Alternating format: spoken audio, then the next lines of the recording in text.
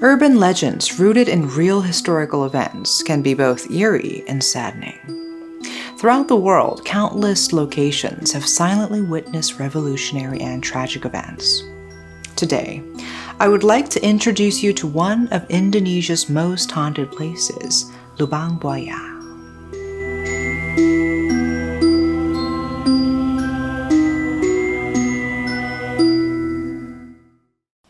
From a haunted bathroom tied to a tragic death to a forest known for its unsettling aura and grim reputation, the world is replete with mysterious locations. Lubang Buaya and the adjacent museum rank among these sites.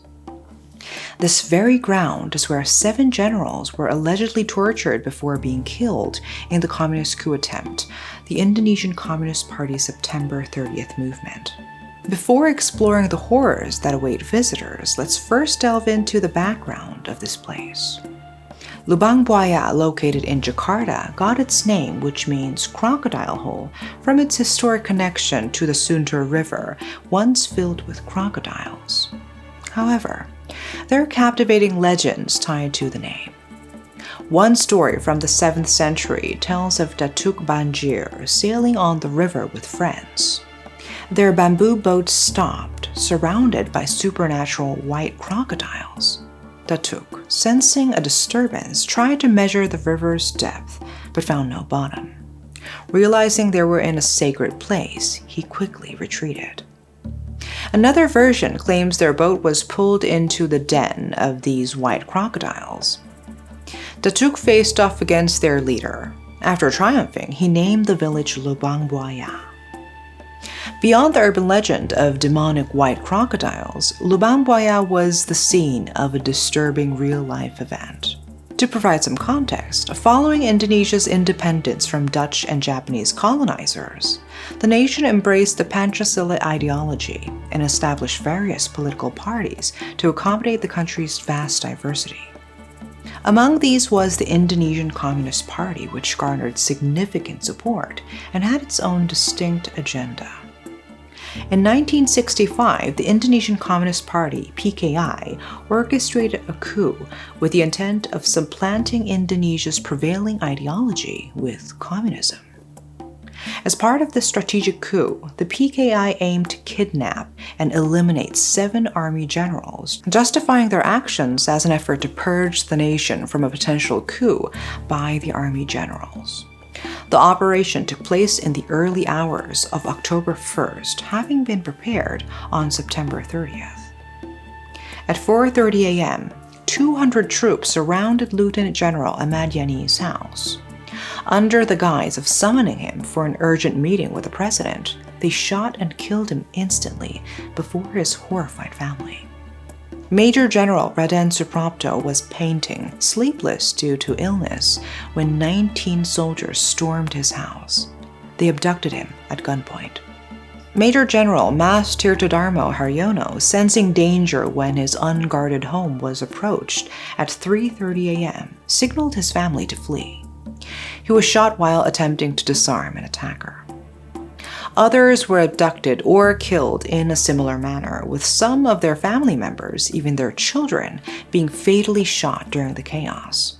The rebel troops took the deceased and kidnapped generals to Lubang Buaya village, where they executed the surviving generals.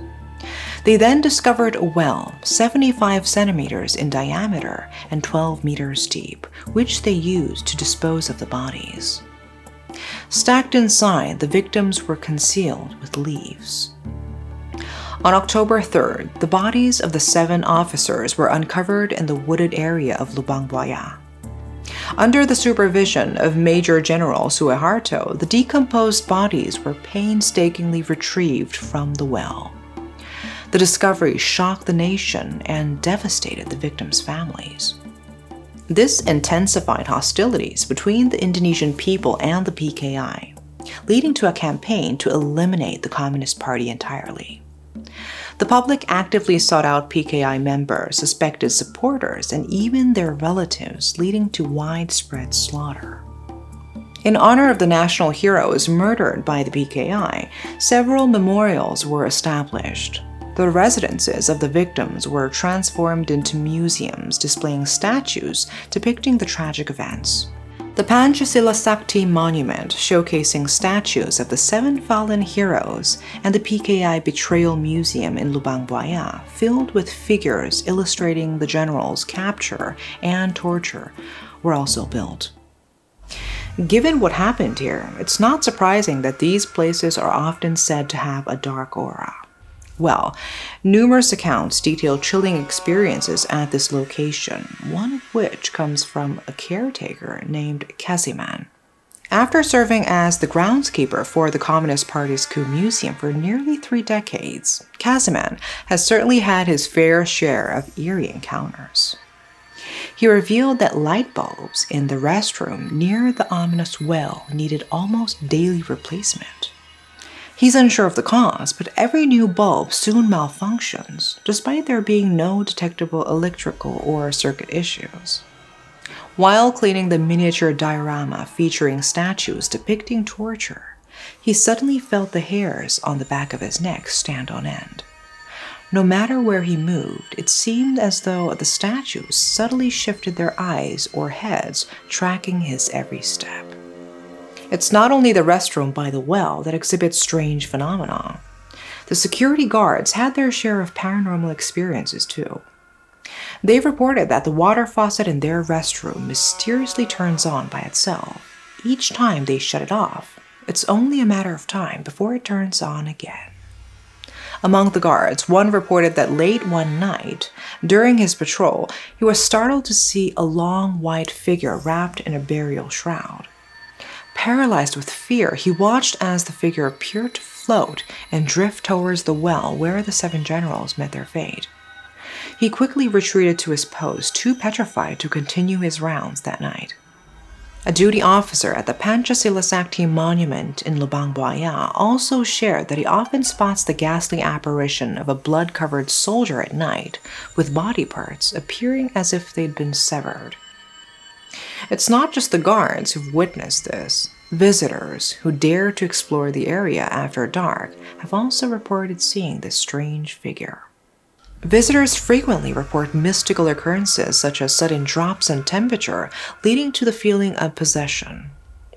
Legend has it that those who laugh at, use profanity, or mock the statues might become possessed or even haunted days after their visit. Regarding the well where the officers' bodies were discarded, some visitors claim to hear muffled voices or pleas for help emanating from the well's direction. And when they get closer to the well, these unsettling sounds vanish. Additionally, there are reports of sightings of a man with a disfigured face attempting to crawl out of the well as though trying to escape. Another eerie occurrence reported by both visitors and local residents is the sound of footsteps, reminiscent of marching soldiers.